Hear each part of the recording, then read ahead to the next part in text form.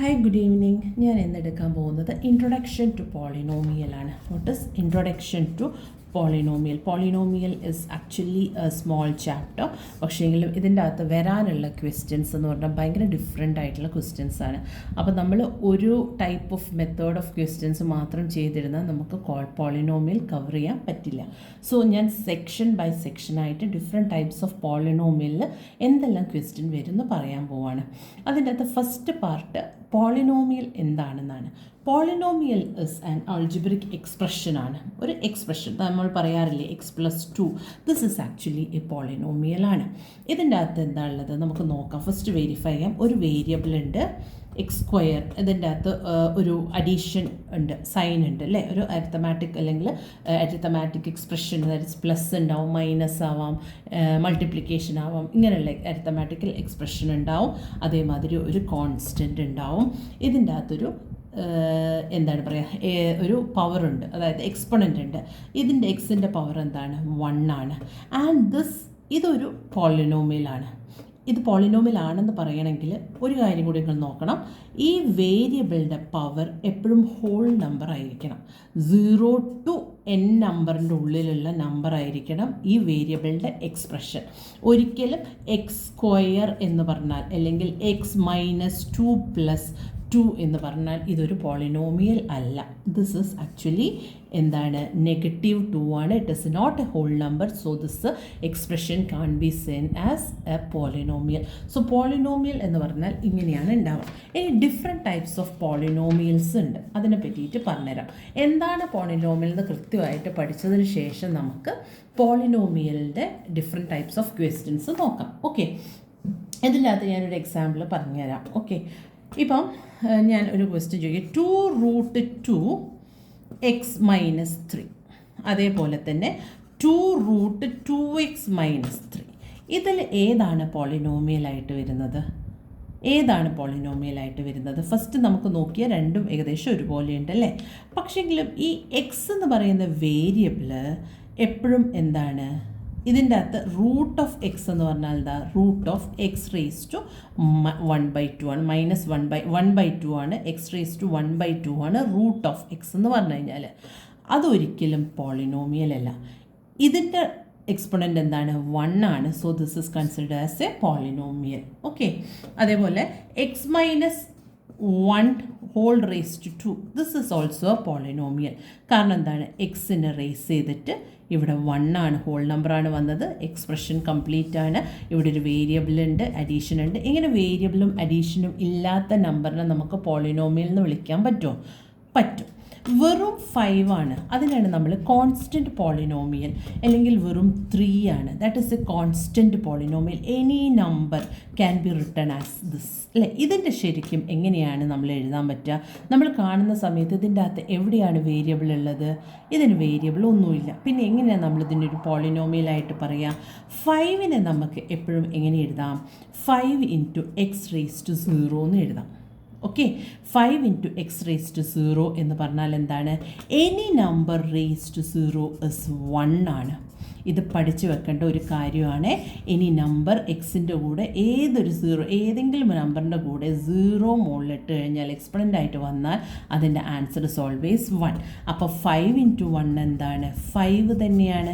So 5 can be written as 5 × x⁻0 which is known as a polynomial. ഇതൊരു polynomial. 5 മാത്രമല്ല, നമുക്ക് 6 ആണെങ്കിലും x⁻0 എഴുതിയാൽ 6 × 1 അത് നമുക്ക് പോളിനോമിയലായിട്ട് കിട്ടും. ഓക്കെ, അപ്പോൾ നമുക്ക് ഇവിടെ എന്താണ്? ഒരു അരിത്തമാറ്റിക്കൽ എക്സ്പ്രഷൻ വന്നു, ഒരു വേരിയബിൾ വന്നു, അതിന് ഹോൾ നമ്പർ എന്തായി വന്നു? എക്സ്പൊണൻ്റ് ആയിട്ട് വന്നു. ഇത്രയും കാര്യങ്ങൾ ചെക്ക് ചെയ്തിട്ട് എല്ലാം കറക്റ്റായിട്ട് വന്നാൽ it is considered as a polynomial. ഇനി ഇതിനെയാണ് നമ്മൾ കോൺസ്റ്റൻറ്റ് പോളിനോമിയൽ എന്ന് പറയാം. ഓക്കെ, ഇതാണ് നമ്മളുടെ കോൺസ്റ്റൻറ്റ് പോളിനോമിയൽ. ഓക്കെ, ഈ കോൺസ്റ്റൻറ്റ് പോളിനോമിയൽ അല്ലാണ്ട് വേറൊരു പോളിനോമിയൽ ഉണ്ട്, ദാറ്റ് ഇസ് 0 പോളിനോമിയൽ. 0 മാത്രമേ അതിൻ്റെ അകത്ത് വരുള്ളൂ. ഓക്കെ, 0 ഹോൾ നമ്പറിൽ 0 മാത്രം ഒരു സൈഡിൽ, ബാക്കിയുള്ള എല്ലാ നാച്ചുറൽ നമ്പേഴ്സിനെയും നമ്മൾ കോൺസ്റ്റൻറ്റ് പോളിനോമിയൽ എന്ന് പറയും. അപ്പം നമുക്ക് മനസ്സിലായി കോൺസ്റ്റൻറ്റ് പോളിനോമിയലിൻ്റെ എക്സ്പൊണൻ്റ് എപ്പോഴും എന്താ വരിക? ഇറ്റ് ഈസ് ഓൾവേസ് 0 ആണെന്ന് പറഞ്ഞു. അങ്ങനെയാണെങ്കിൽ 0 പോളിനോമിയലിൻ്റെ എക്സ്പൊണൻ്റ് എന്താണ് വരിക? ഒന്ന് ചിന്തിച്ചു കഴിഞ്ഞാൽ മനസ്സിലാവും. സീറോൻ്റെ മുകളിൽ എന്ത് എക്സ്പൊണൻ്റ് ആയിട്ട് വന്നു കഴിഞ്ഞാലും 0 ഇൻറ്റു എക്സ് റേസ് ടു 1 ചെയ്ത് കഴിഞ്ഞാലും 0 ആണ് വരിക. ഇത് എക്സ് കിട്ടും. X into 0 is 0. 0 into x raise to 2 x raise to 100 ആയാൽ പോലും നമുക്ക് എന്ത് കിട്ടും? It is always 0. സോ സീറോൻ്റെ എക്സ്പൊണൻ്റ് എപ്പോഴും എന്താണ് വരിക? That can not be defined. Infinite numbers ആയിരിക്കും അതിൻ്റെ അകത്ത് വരിക. ഓക്കെ, ഈ സീറോൻ്റെ എക്സ്പൊണൻ്റ് ആയിട്ട് വരുന്നത് എന്താണ്? നമുക്ക് ഏത് നമ്പർ വേണമെങ്കിലും എഴുതാൻ പറ്റും. പക്ഷേങ്കിലും ഈ കോൺസ്റ്റൻ്റ് പോളിനോമിയലിൻ്റെ ഇതായിട്ട് എന്താണ് എഴുതാൻ പറ്റുക? കോൺസ്റ്റൻ്റ് പോളിനോമിയലിൻ്റെ എക്സ്പൊണൻ്റ് ആയിട്ട് നമുക്ക് 0 മാത്രമേ എഴുതാൻ പറ്റുള്ളൂ. ഇതാണ് first session, that is zero polynomial and constant polynomial. ഇനി നമുക്ക് പോളിനോമിയലിൽ നമ്പർ ഓഫ് ടേംസ് എന്ന് പറഞ്ഞൊരു സംഭവമുണ്ട്. നമുക്ക് ഒരു പോളിനോമിയൽ ഞാൻ എഴുതി അല്ലേ, x+2 എന്ന് ഞാൻ എഴുതി. x+2ൽ എത്ര ടേം ഉണ്ട് മക്കളെ? x ഒരു ടേമാണ്, 2 ഒരു ടേമാണ്. ഇനി 2x² + x+4 എത്ര ടേം ഉണ്ട്? ഈ പ്ലസിൻ്റെ എത്ര ടേം ഉണ്ട് നോക്കാം. ഓക്കെ, പ്ലസ് ഈ നമ്പറിൻ്റെ സൈഡിൽ 1 2 3 ഇത് 3 ടേംസ് ഉള്ളൊരു എന്താണ് പോളിനോമിയലാണ്. ഓക്കെ, ആദ്യം നമ്മൾ എന്താ പറഞ്ഞത്? 1 ടേം ഉള്ളൊരു പോളിനോമിയൽ. ഓക്കെ, 1 ടേം ഉള്ളൊരു പോളിനോമിയലിനെയാണ് നമ്മൾ എന്ത് പറയുന്നത്? മോണോമിയൽ എന്ന് പറയാം. എന്താണ് പറയുക? മോണോമിയൽ. ഒറ്റ ടേമേ ഉണ്ടാവുള്ളൂ. ദാറ്റ് ഇസ് 5 ആവാം, അല്ലെങ്കിൽ നമുക്ക് എന്താണ് പറയുക 5 ആവാം. റൂട്ട് പറയില്ല, 5 വരാം. എക്സ് റേസ് ടു 4 എന്ന് പറയാം. ഇതുപോലെയൊക്കെ പറയാം. x², എക്സ്, ഇതൊക്കെ എന്താണ്? മോണോമിയലാണ്. Where there is only 1 term. Okay, ഇതിന് നമ്മൾ എന്താ പറയുക? മോണോമിയൽ. ഇതിന് എത്ര? ഒരു ടേമേ ഉള്ളൂ. ടേം എന്താണെന്ന് മനസ്സിലായല്ലോ. ഇനി 2 ടേം നമ്മൾ നേരത്തെ പറഞ്ഞ മാതിരി 2x + 5 അതിൽ എത്ര ടേം ഉണ്ട്? 2 ടേം ഉണ്ട്. 2x + 5 മീൻസ് 2 ടേംസ് ഉണ്ട്. അപ്പം നമ്മൾ 2 കാര്യമാണ് പഠിക്കാൻ പോകുന്നത്. 1 is term and another is വേറെ എന്താണ് നമ്മൾ പഠിക്കാൻ പോകുന്നത്? Degree of the polynomial. അത് ഞാൻ ഇപ്പോൾ പറഞ്ഞുതരാം. What is the degree of the polynomial? ഈ 2 ഇതിൻ്റെ ബേസിസിൽ നമ്മൾ പോളിനോമിയലിൽ നമ്മൾ എന്താണ് ചെയ്യാൻ പോകുന്നത്? സെപ്പറേറ്റ് ചെയ്ത് ഡിവൈഡ് ചെയ്തിട്ട് കാണിക്കാൻ പോവുകയാണ്. ഫസ്റ്റ് ടേം എന്ന് പറഞ്ഞാൽ ഞാൻ പറഞ്ഞു 1 2 3 ടേം, 2 ടേം, 1 ടേം. ഇങ്ങനെ 3 ടേം ഉള്ളതാണ് വരിക. ആ 3 ടേമിൻ്റെ അകത്ത് എന്താണ് വരുന്നത്? ഒറ്റ ടേം ആണെങ്കിൽ അതിൻ്റെ മോണോമിയൽ, 2 ടേം ഉണ്ടെങ്കിൽ അതിൻ്റെ ബൈനോമിയൽ, അതേമാതിരി 3 ടേം ഉണ്ടെങ്കിൽ അതിനെ എന്താ നമ്മൾ വിളിക്കുക? ട്രൈനോമിയൽ എന്നാണ് വിളിക്കുക. ഓക്കെ, ഒന്നുകൂടി നിങ്ങൾക്ക് നീറ്റായിട്ട് ഒരു സ്ഥലത്ത് എഴുതി കാണിച്ചു തരട്ടെ? ഒരു മിനിറ്റ്, പേപ്പർ എടുക്കട്ടെ.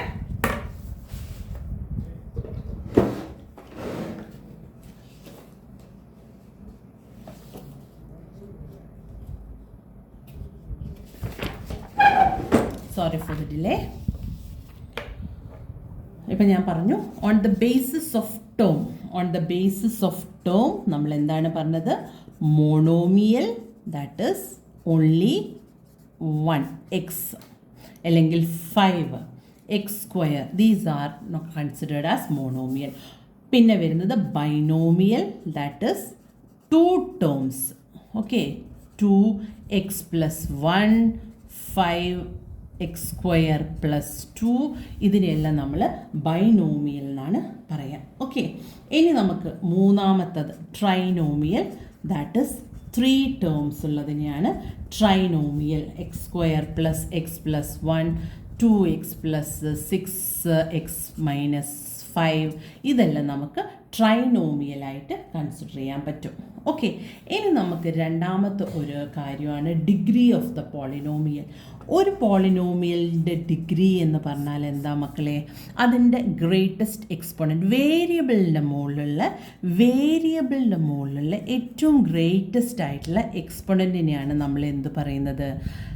Degree of that polynomial. For example 2x² + 3x - 5⁴.